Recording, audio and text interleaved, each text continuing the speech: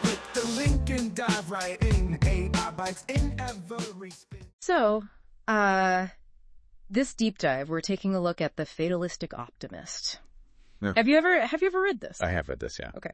So, like, I feel like just opening this book, it's like, bam, you're thrown right into the deep end. Yeah, he doesn't really ease you into it. No. He's like right into the deep questions about existence. Yeah. Exactly. And one of the things that I found so fascinating, and I'd love to kind of like unpack with you today, is this idea of like the illusion of the moment. Right. Kuhn argues that we can't actually like truly be in the moment. You know what I mean? Right. Like that the very act of thinking about like, oh, I'm present, like throws you into the future. Yeah, you're already, by thinking about being in the moment, you're already like outside of it. Exactly. Yeah. And he has this like, I don't know if you remember this from the book, but there's this line where he poses this question and it's like, at what moment is the moment the moment? Is there such a thing as a moment? Oh yeah. He's a very playful writer too. Yeah. But he gets to these really deep ideas with these playful questions and these kind of like thought experiments. Yeah. Yeah.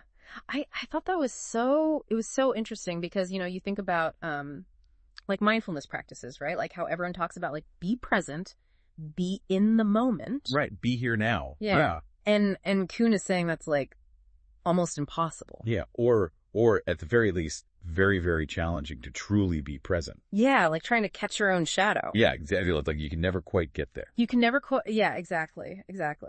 So then and it's interesting because he takes this idea of the moment and then he goes into this idea of, the masks that we wear. Oh, yeah. And I thought this was such an interesting observation. Well, it kind of says, right, that like to really find out who we are, we have to kind of peel away these layers of beliefs that we built up over time. And that underneath that is this deeper truth, that we can only find if we're willing to admit that these beliefs that we have are often just masks. Yes, exactly.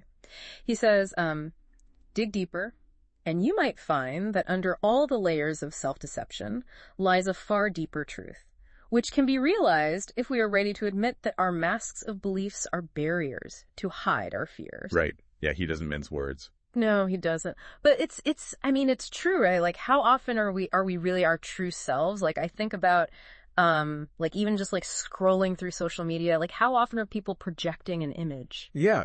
I mean, it's almost like a performance. It's a performance. Right. We're putting on these masks for other people. But then I think what Kuhn is getting at is that we even do it for ourselves. Totally. Yeah. Like we convince ourselves of these things. We wear these masks even when we're alone. And he, you know, he talks about this in terms of like beliefs. And I thought that was so fascinating because, you know, like it made me think about like, are there beliefs that I'm clinging to that maybe are actually just masks, right? Yeah.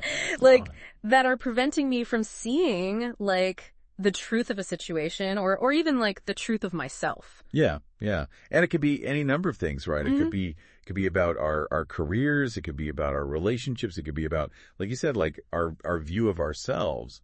But yeah, like these masks can really hold us back from really connecting with ourselves and others. Totally. Yeah. And it's funny because I feel like sometimes, you know, like when you have those moments where you are truly yourself or you have like a moment of true connection with someone else, it's like you realize like how much you've been holding back, you know? Right. Yeah. Like it's almost like a relief to take the mask off, even if it's just for a moment. It is. Yeah. But it can be scary, right? Because like we wear these masks for a reason. Yeah. They make us feel safe. Yeah. Or we think they do. Or we think they do, right? They protect us from judgment, from being hurt. Right. But I think that's also what Kuhn is getting at is like, are we really protecting ourselves? Or are we just kind of keeping ourselves stuck? Yeah, exactly. Yeah. Like, is the comfort of the mask worth the cost of like not being fully known and not fully seeing? Yeah. You know? I don't know. It's really interesting. It is. I mean, what are your thoughts on that? Like, I guess the question I'm kind of like grappling with is like, you know, if we buy into this idea that these masks are not serving us, like how do we even begin to like take them off? You know, where do we even start? Yeah. Because it feels kind of like, well, that's a big task, you know? It is a big task. And I don't think there's any like easy answer or one size fits all solution, but I do think that just becoming aware of it, right? Like you said, like even just starting to notice like, okay, am I am I being my true self in this moment, or am I putting on a front? Right. That's a huge first step. Yeah. And then from there, I think it's about being really honest with ourselves about why we're wearing the mask. Okay. What is it that we're afraid of? Yeah. What's the fear? Yeah. And then once we can identify that fear, we can start to challenge it. Oh, interesting. So it's like acknowledging it, like naming the fear, and then what, like questioning it, or? Yeah, questioning it. And then ultimately, I think it's about like choosing to act in alignment with our values, even when it's scary. Ooh, okay. So like, even if you are afraid, but you know, like this is important to you, this is like true to yourself, like do it anyway. Exactly. Because I think ultimately, like living authentically, living in alignment with our true selves, that's where the real joy is. That's where the real connection is. Yeah. It's like stepping into your power, kind of, right? It is. Yeah. It is stepping into your power. It's like you're finally taking off that mask and saying, okay, this is me. Take it or leave it. Yeah, and I love that you bring up the joy, because I feel like, when you think about masks and you think about like fear, it can feel very heavy. Right. But there's something about like living authentically that is, I don't know, there's like a lightness to it. There's like a freedom. Yeah. There is a lightness to it. Yeah. And I think it also allows us to connect with other people in a much deeper way. Right. Because when we're not hiding behind those masks, we're able to be more vulnerable. We're able to be more open. We're able to be more compassionate. Totally. Because you realize everyone else is wearing a mask too.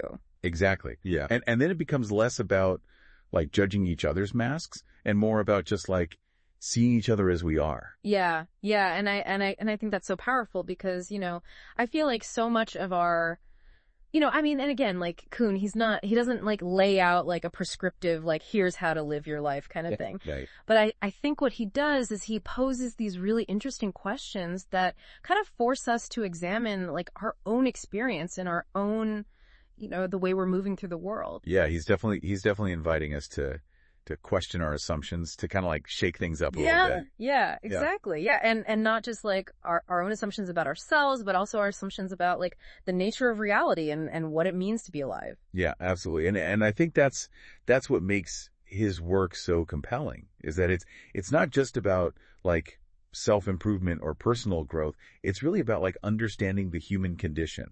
Yes, exactly. Exactly. So it's interesting because he takes this idea of the masks that we wear and then he connects it to this idea of life being an amusing game of illusions. Right. And when I first read that, I was like, okay, what does that even mean? Like, is he saying that nothing matters? Like it's all just some big cosmic joke? Like what's the punchline here? Right. Yeah. It's easy to read it that way.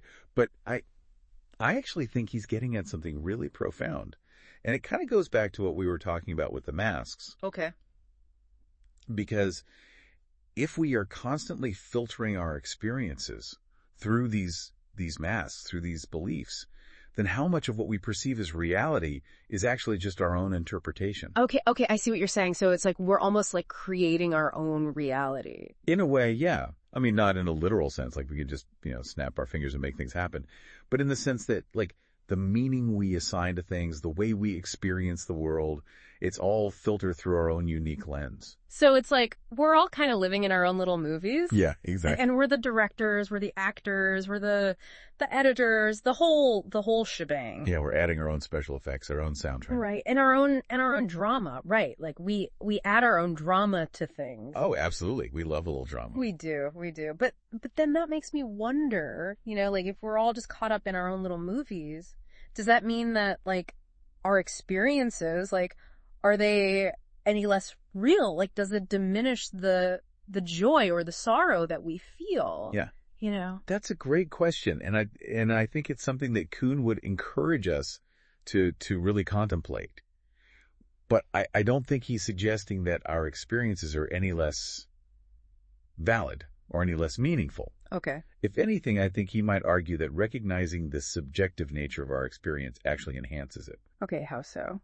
Well, because it means that we're active participants in creating our own realities. Okay. We're not just passive observers. We're not just, being tossed around by fate. We have agency. We have the power to choose how we perceive things, how we interpret things. and ultimately how we respond to things. So instead of just reacting to what happens to us, we can choose how we want to experience it. Exactly. Okay. It's very empowering, actually. Yeah, it is empowering. But it's also a little bit of a paradox, isn't it? Oh, yeah. Because Kuhn calls himself a fatalistic optimist. Right. Which seems like a contradiction. It does seem like a contradiction. Like, how can you be both of those things at the same time, you know? Like, how can you embrace fate, which kind of implies, like, a lack of control, and optimism, which implies, like, hope and agency. Yeah. I mean, and that's the beauty of Kuhn's thinking, is that he embraces paradox. He's not afraid of holding two seemingly contradictory ideas in his mind at the same time. Right. And I think what he's trying to get at with this idea of fatalistic optimism is that, yeah, there are certain things in life that are beyond our control. Like, we can't control the cards that we're dealt. Right, right. But we can control how we play those cards. Okay.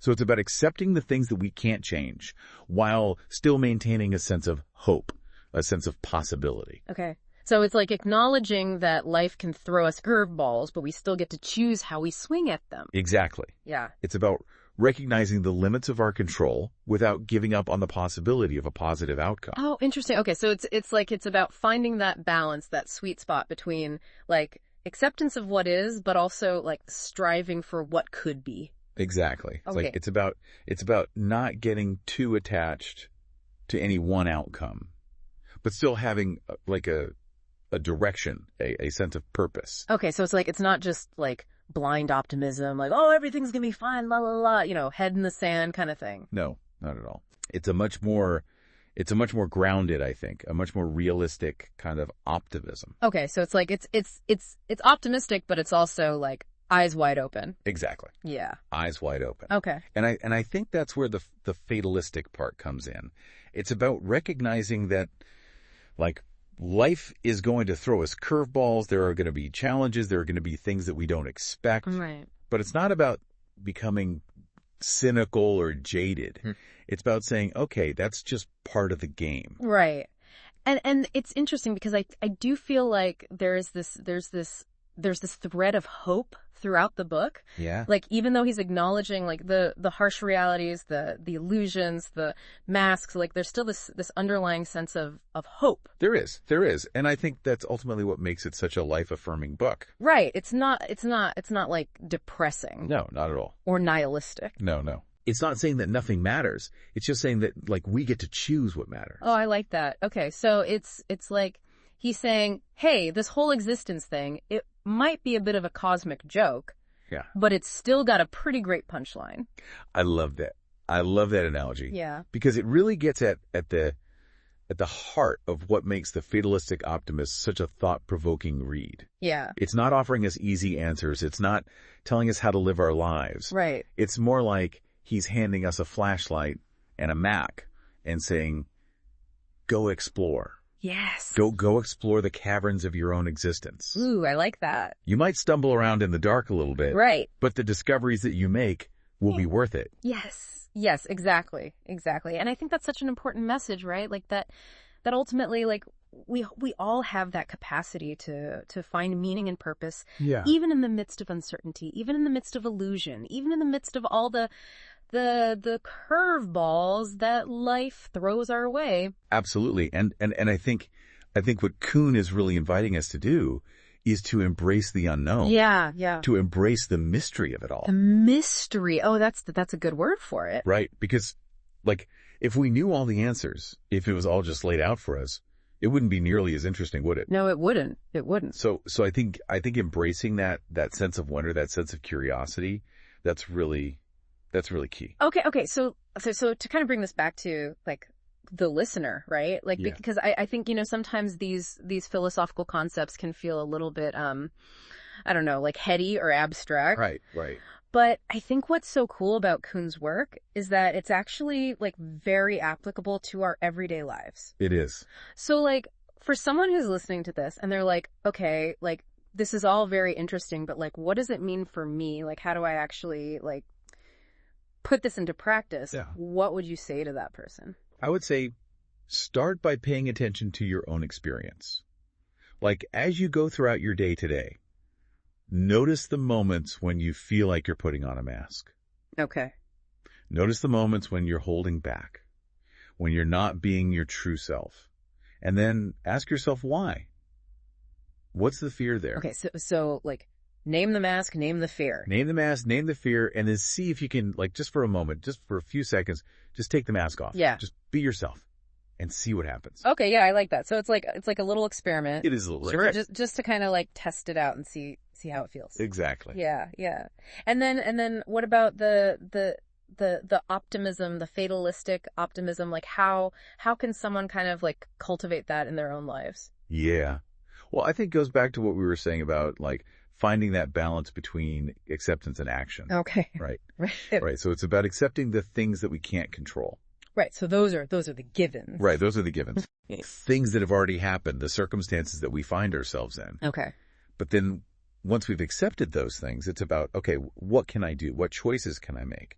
How can I move forward from here in a way that feels aligned with my values, with my goals, with my aspirations? So it's about focusing on what you can control. Exactly. And I think the optimism part comes in when we remember that, like, even though things might be tough right now, even though we might be facing challenges, there's always the possibility for things to get better. Yeah. So it's like, it's not about denying the negative. It's about like holding space for the possibility of the positive. Exactly. Okay. It's about maintaining that hope, that belief that, like, even though we don't know what the future holds, we can still choose to approach it with a sense of optimism. Yeah. And to me, that's where the real freedom lies. Right. Is that realization that like, we always have a choice. Always have a choice. We always have a choice. And that to me is very freeing. Yeah. Very freeing. Yeah. And I think that's a really, really beautiful message to end on. Yeah. That even in the midst of all the chaos, all the uncertainty, all the illusions, we still have the power to choose. We do. We do. So as you go about your day today, listeners, maybe take a moment to ask yourself, what masks am I wearing? Yeah. What illusions am I clinging to? What choices can I make? Yes, exactly. And how can I embrace that fatalistic optimist within? Because as Kuhn reminds us, life might be a game of illusions, Right? but it's also a journey of self-discovery. And that journey, my friends, is best played with a healthy dose of both curiosity and courage. Beautifully said. Beautifully said. And on that note, we'll leave you to ponder those big questions. Until next time, keep diving deep. Click the link and dive right in. AI bites in every spin.